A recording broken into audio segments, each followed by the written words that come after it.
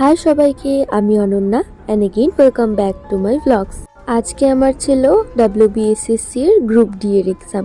এর আগে রবিবারে তো আমি এসএসসি এর গ্রুপ সি এর এক্সামটা দিয়েছিলাম, আর আজকে হচ্ছে গ্রুপ ডি এর এক্সাম। আজকের এক্সামটা পড়েছে আমার কালচিনিতে।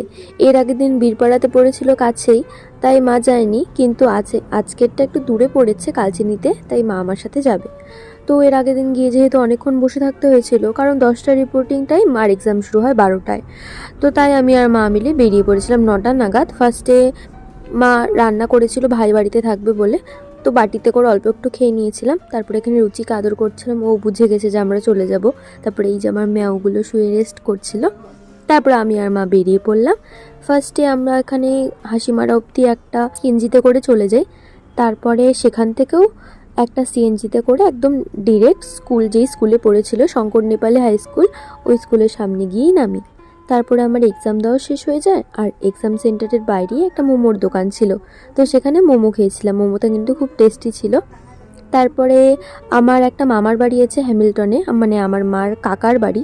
তো হ্যামিল্টন আর কালচিনি যেহেতু কাছাকাছি, তাই একটা টোটোতে করে চলে গেছিলাম সেই মামার বাড়িতে। পরে সেখানে গিয়ে খাওয়া দাওয়া করে রেস্ট করে আবার বিকেল 4টা নাগাদ বেরিয়ে পড়েছিলাম বাড়ি আসার উদ্দেশ্যে। এখানে আমি আর মা দাঁড়িয়েছিলাম টোটোর জন্য। তারপর টোটোর থেকে নেমে পড়ি হ্যামিল্টনে, আর হ্যামিল্টন থেকে একটা সিএনজি পেয়ে যাই, সেটাতে করে চলে আসি হাসিমারাতে। আর হাসিমারার থেকে মাদারিহাট অবধি একটা ম্যাজিকে চলে আসি। তারপর বাড়িতে এসে কিছুক্ষণ রেস্ট করি আর চাও খেয়ে নিই। আর আমি যে মামা বাড়ি গেলাম তখন রিলায়েন্স শপিং মলে গেছিলাম, ওখান থেকে খাতাটা নিয়ে এসেছি।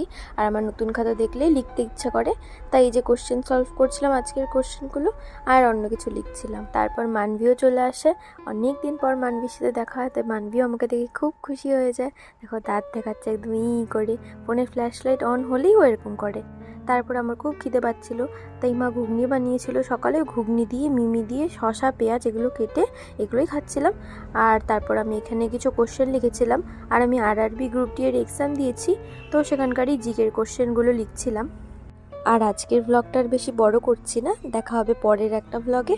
বাই বাই সবাইকে।